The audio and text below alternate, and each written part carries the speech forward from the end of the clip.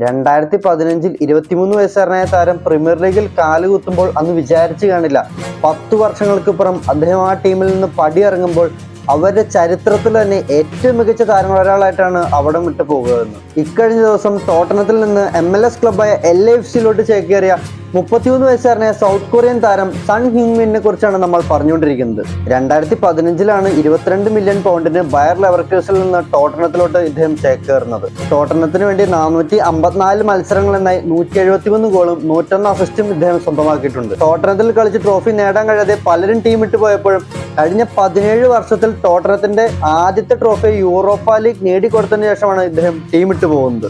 Premier ലീഗിന്റെ ചരിത്രത്തിലെ most goals, most assist, most appearances ഉള്ള ഏഷ്യൻ പ്ലെയർ എന്ന റെക്കോർഡ് ഇദ്ദേഹത്തിന്റെ പേരിലാണ്. പ്രീമിയർ ലീഗിൽ മോസ്റ്റ് ഡേഞ്ചറസ് ഡുവോ എന്ന റെക്കോർഡ് സൺ ഹാരിക്കെയിൻ കോംബോയുടെ പേരിലാണ്. 47 പ്രാവശ്യമാണ് അവർ പരസ്പരം ഗോൾ അടിക്കാൻ സഹായിച്ചിട്ടുള്ളത്. ഇതുകൂടാതെ premier league golden boot, Puskás award, premier league team of the season എന്നീ നേട്ടങ്ങളും ഇദ്ദേഹം സ്വന്തമാക്കിയിട്ടുണ്ട്. ഇദ്ദേഹം ടോട്ടനം വിട്ടു പോകുമ്പോൾ നമുക്ക് നിസ്സംശയം പറയാൻ കഴിയും ഇദ്ദേഹം അവരുടെ ചരിത്രത്തിൽ തന്നെ ഏറ്റവും മികച്ച താരങ്ങൾ ഒരാൾ തന്നെയായിരുന്നു.